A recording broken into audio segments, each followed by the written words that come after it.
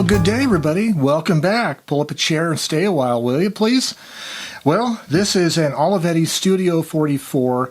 I think it dates from 1957 if I understand the serial number database properly.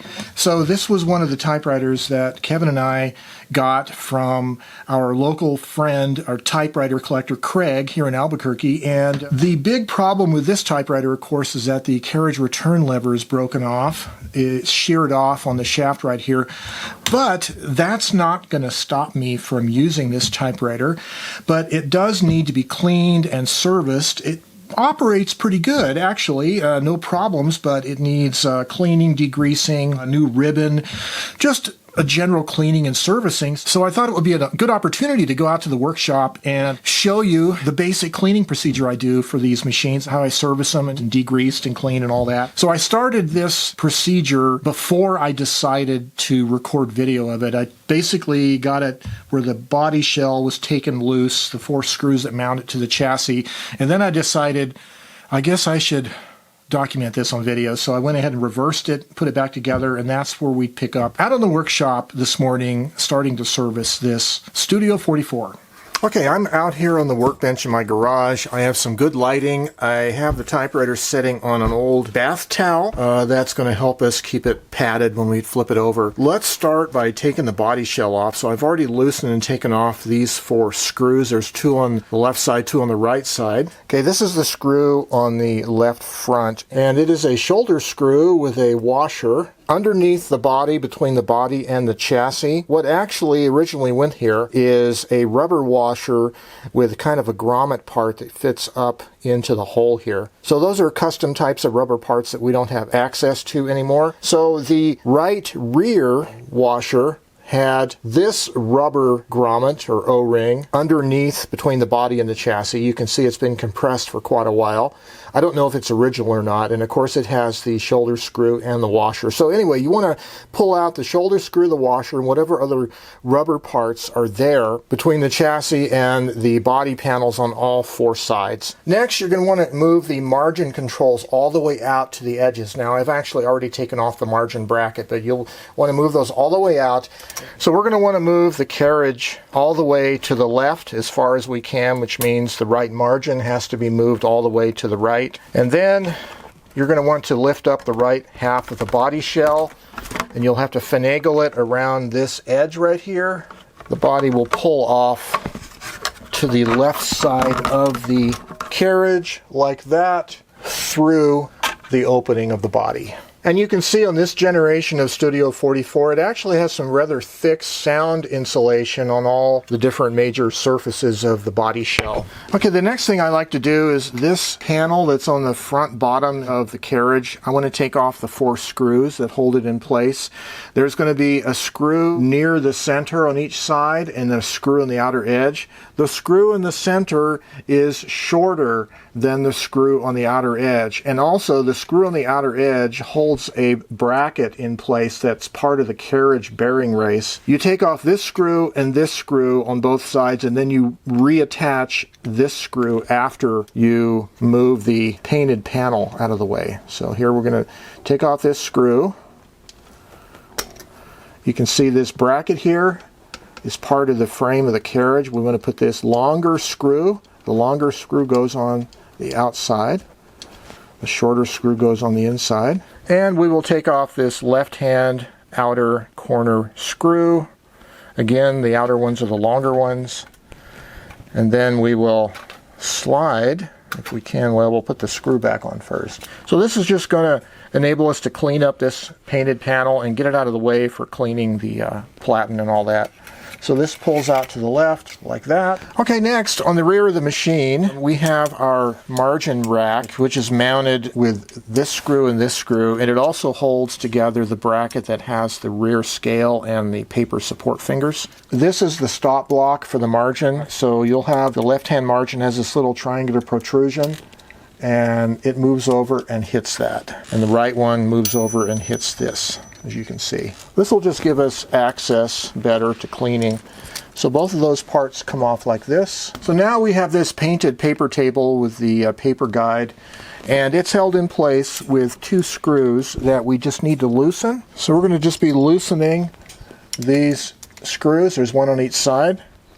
Just loosen it a little bit, and there's a slot on that paper table that fits around that screw, so that'll just lift right up like that, and do it on both sides. And with those two screws loose, pull out this paper table, except there are two springs that are attached. So you want to take your phone and take a photo of where those springs attach to, and then take a spring hook or a small screwdriver and disconnect them. Okay, I'm going to try to do this live on camera, which is not always a good idea, considering you can't really see it very well. Okay, I just hooked around this lower loop here. I'm going to keep the spring on the panel, disconnect it from this little hook-shaped bracket, like that, and that pulls out straight out like that with these springs dangling. Don't lose them. Okay, so with that panel out of the way, now you have access to look at your platen roller, and you have access to the feed rollers for cleaning. There's a lot of grit right in here on these metal plates between them. And you have access to the escapement pinion gear and the rack gear as well. And of course the tabulator bar and all those pins. So this is a great opportunity to do some major cleaning. This bracket right here is the backspace bracket. It has some grease on it. This particular machine looks like the grease is relatively soft, but you might want to clean it with alcohol and re-grease it. There looks like there's a little bit of black grease on the escapement pinion gear, so we're going to probably clean it off and re-grease it and all that.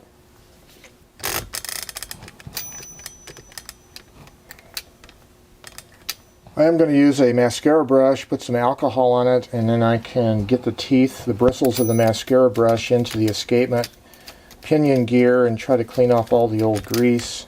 And also try to do it along the escapement rack here. And some gentle compressed air. So I'm not going to show you all the details of cleaning and degreasing this machine. Basically, anything that has dirt or grease on it, clean it. And if it's supposed to have grease, replace it, re-lubricate it with fresh grease. I'm just basically cleaning off the surfaces here. There's a lot of fine dust or particles that came off of the inside of the case, the typewriter case. It's just shedding particles, and these are all down inside here. Let me release the pressure on the feed rollers. I can clean off this paper pan. And I'm going to clean off the feed rollers with alcohol. There's a little bit of whiteout on one of these. Good opportunity to clean it.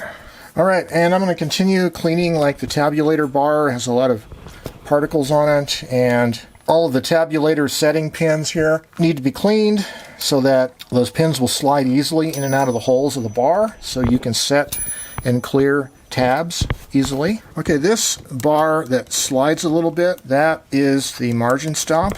The sliding action comes from the margin release, rotating, and it moves a little bit. So we're going to want to clean and lubricate these pivot points on both sides. Use alcohol in there. Try not to turn the locking nuts, so these setting nuts are set to a certain point, and unless you're having issues with the margin, don't move them. I'm going to put a little drop of Tri-Flow, which is a firearms lubricant, in those points so they're nice and smooth. Now we get to the question of, do we put any lubrication anywhere else? Well, this tabulator bar, there is a pulley right here that slides or rolls on it, and this bar actually functions as one of the main stabilizers for the carriage itself, part of the carriage bearing system. The bearings here, and on the other side, off camera this way. Anyways, those are rolling on the top surface of this tabulator rod. So we're going to wipe it with some Tri-Flow and then wipe off the excess, just so it's nice and smooth. So I got some gear and bearing grease, and I'm just going to apply it to the pinion gear. And I'm just going to run the carriage the complete length of the rack gear so that that light grease gets coated everywhere. Okay, we also have the backspace bracket that has some old grease on it. And since we have our grease out, let's try to clean off this old grease on the sliding plate. I will apply new grease on the sliding plate here. I'm going to put a little bit on the plate where it slides at, back and forth, and then do the back space. Okay, I do this over a thick cloth, and it really helps to do it outdoors where a well-ventilated space, especially if you're using lacquer thinner. I'm going to start off with isopropyl alcohol, and also because the bottom of the machine has been taken off, I try not to slide the carriage because the spring motor is very close to the bottom of the machine and it'll get snagged on this towel and the drawband might become disconnected. How do I know that? Well, I've had personal experience even yet this morning with that, so be careful.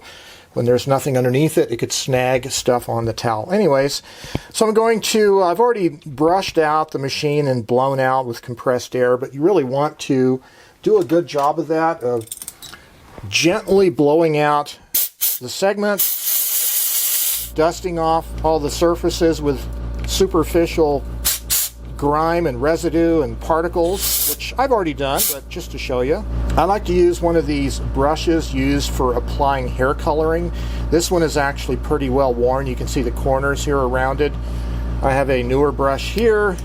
This is kind of what they look like when they're newer, and they're nice and stiff and long, so they get inside of the areas, you know, and try to remove all the residual particles. And then I'm going to start out with isopropyl alcohol in the slots of the segment, and I'm going to kind of brush it in there like that, and then I'm going to work the keys, usually in groups like left side, mid, and right side, and I'm trying to just get any hard sludge and grease semi-dissolved into the alcohol.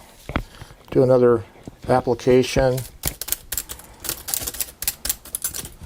And then before the alcohol completely evaporates, we want to blow it out. And the idea here is to suspend the grease into the liquid alcohol and then blow the alcohol out. It'll take the grease with it. And it oftentimes requires multiple applications. So there is a difference between superficially cleaning a machine so that it will work okay and doing a full restoration. So full restoration work is kind of like removing debris and stuff, even if it doesn't affect the function of the machine.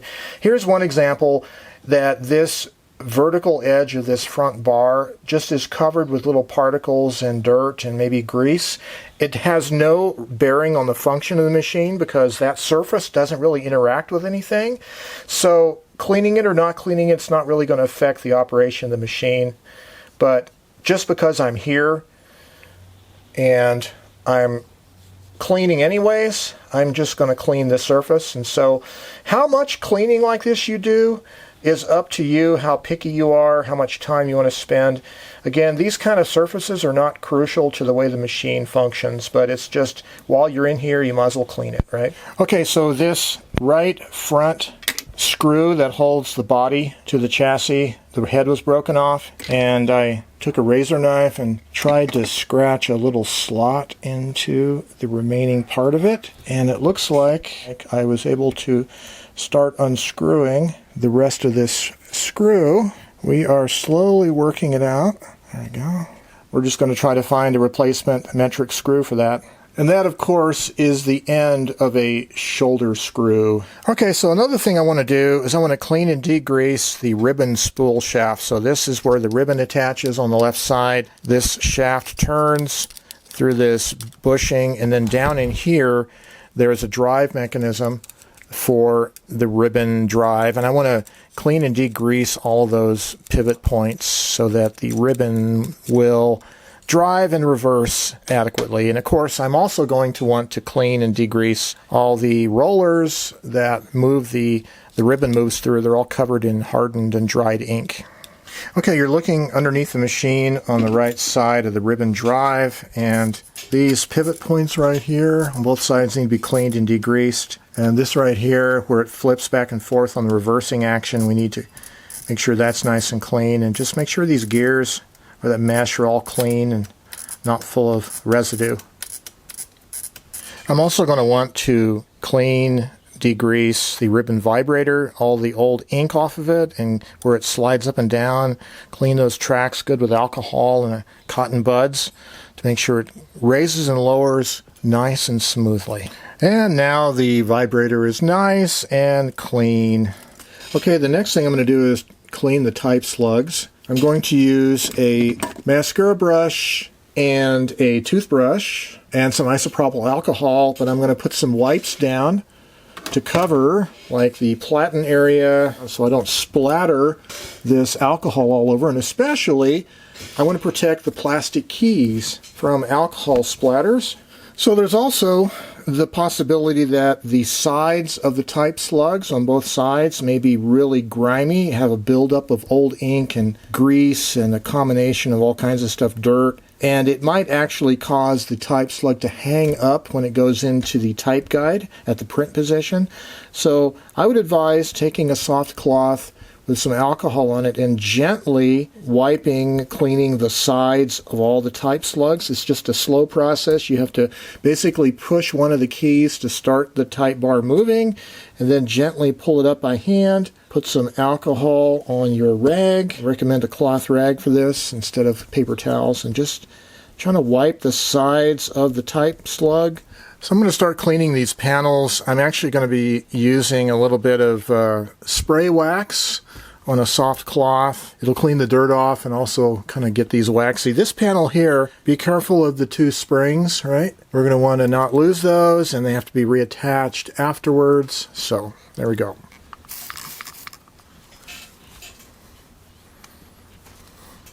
Okay, so I have this panel seated in behind the screws, and you're going to want to tighten those slotted screws on both sides. And then you're going to want to attach the end of the springs to this little metal part below it. Kind of sort of like that. Do that on both sides. Getting the one on the right side reattached. There we go. So now the carriage release lever should spring back.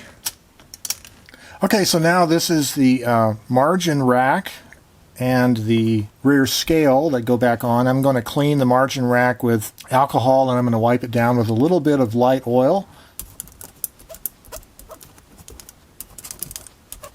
Okay, so I'm going to be attaching the margin rack and the rear scale to these holes here.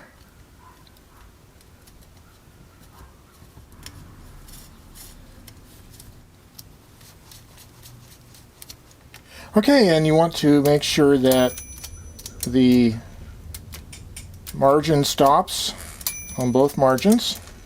Okay, so this is the panel that is in front of the platen, on the front edge of the carriage. We had to take those 4 screws out, too long, too short, and just going to go over it with some liquid car wax that kind of simultaneously cleans up the paint and provides a little protective shine on it.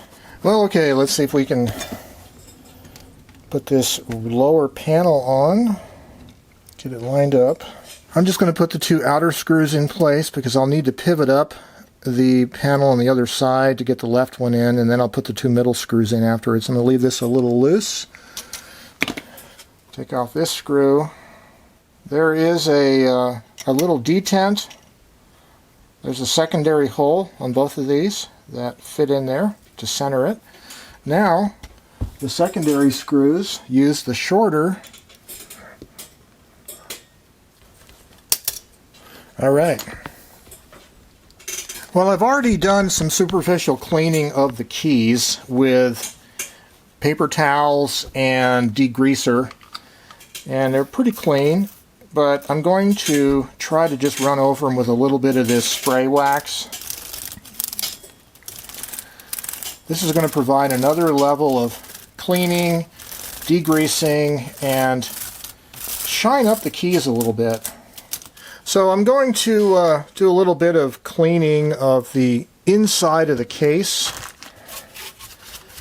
And then once the insides are clean, I'm going to take some of that spray car wax to the outside of the body before I reattach it to the chassis.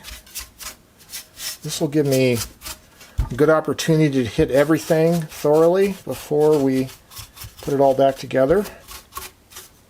So, got a little wear marks here from being in the case probably, but we're not going to worry about that too much.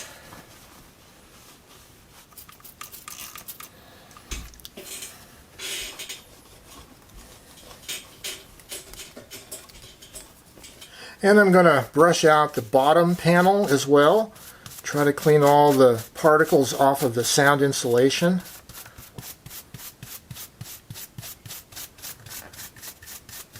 And I'm putting the rear feet on next. The feet actually are in really good shape. They're not cracked. They're soft. Again, evidence that they've been treated pretty well, I guess. Well, so now I'm going to attempt to get this body shell reinstalled, which is kind of fun at times.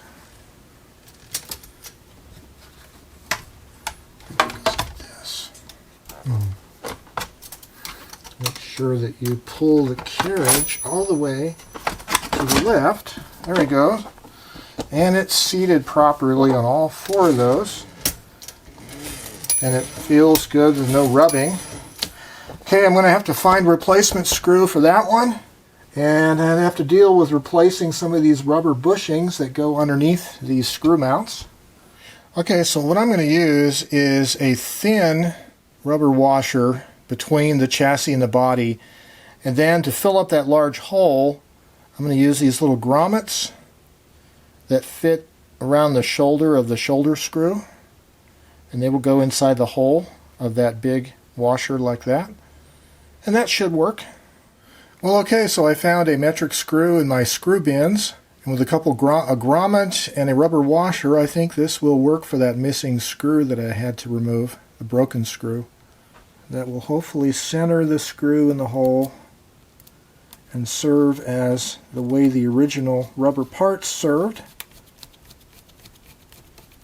Okay, so I have a bulk spool of Baco ribbons, and I'm going to put on an eyelet on the end, so I like to fold it over and do a small little split or slice with a pair of scissors in the fold.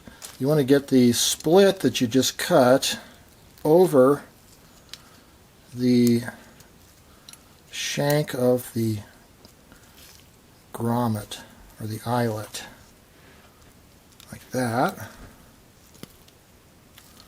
There we go. Like that.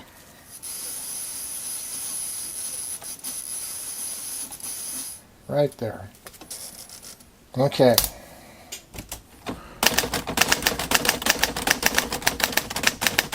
Very nice imprint, nice and dark.